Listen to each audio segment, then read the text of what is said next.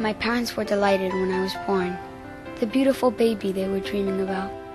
But as time passed, they realized things were not quite right. I didn't cry. I didn't smile. I didn't respond. The doctors had a name for it: autism. I didn't even know what was autism, but as I understood what it was, I was devastated. I couldn't stop crying. We had an idea that something was different about Olivia from early on, but when it was finally diagnosed and it was confirmed, even as a doctor, I'm a family physician, it was overwhelming and it was devastating. Even with all the resources I have, we were still lost. We were scared. We were scared of other people. We were scared of different people's reactions. I wanted to hug them, but I don't know how. I wanted to smile. I can't. I want to be like my sisters, but I'm different. I'm alone. I'm inside myself, and I can't get out. I'm all alone. So many children and their families live through the pain of isolated loneliness and exclusion from communities. When Jonathan was 2, 3, he was screaming. Sometimes, I would hear bad comments, but I just ignored them. But deep down inside, I was extremely hurt. One day in the park, I saw some kids playing, and I wanted to be with them, but they just looked at me. I felt like I didn't belong there. I wanted to run home. It hurts when people just stare at me. Hurts even more to be alone. For over 6 years, Friendship Circle has provided hundreds of Montreal's special children with a friend. Thousands of teenagers are learning how to care and be sensitive to these children, creating a new generation of leaders in our community.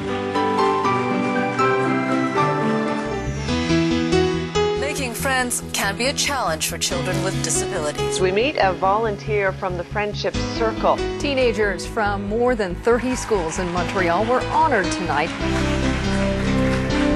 One day, somebody told me about Friendship Circle. They just told me, for Jonathan, there's an organization that would have somebody come to the house and play with him and just be his friend. Friends. I've never had a friend, and now I have 2 of them. These experiences really opened my eyes to special needs kids, autism, and taught me a lot of patience. It doesn't seem like you're gonna get the result you want at first. Wait, and they'll show you incredible things. Sometimes people say that it makes the child that you're spending time with feel good, but anyone who's ever worked with the Friendship Circle knows that it makes you feel so good. This is one of the best things that I've ever done.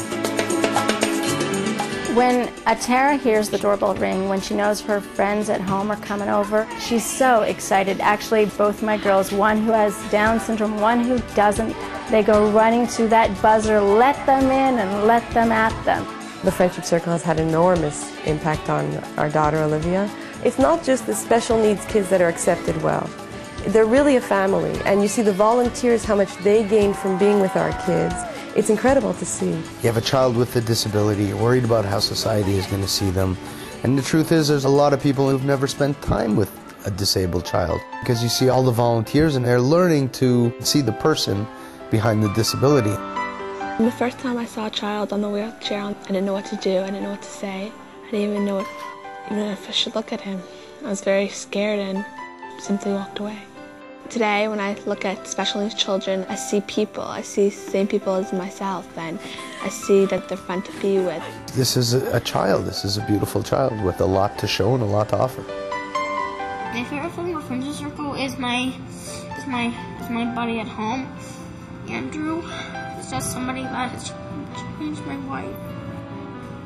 He's helped me so much. I can thank him a million times, and it still wouldn't be enough.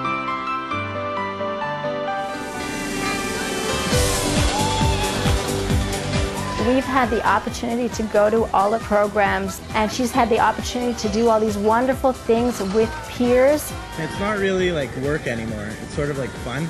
I consider them good friends, and we play sports, basketball, football, hockey with them. So it's a lot of fun. There's nowhere else where I can be comfortable leaving Olivia and doing an activity like her karate or swimming today at the camp where I'm comfortable, I know she's well taken care of and I don't have to be there as her shadow myself because they're there for us. And it's not always a parent she needs, it's a friend. Thanks to Friendship Circle, I'm no longer alone.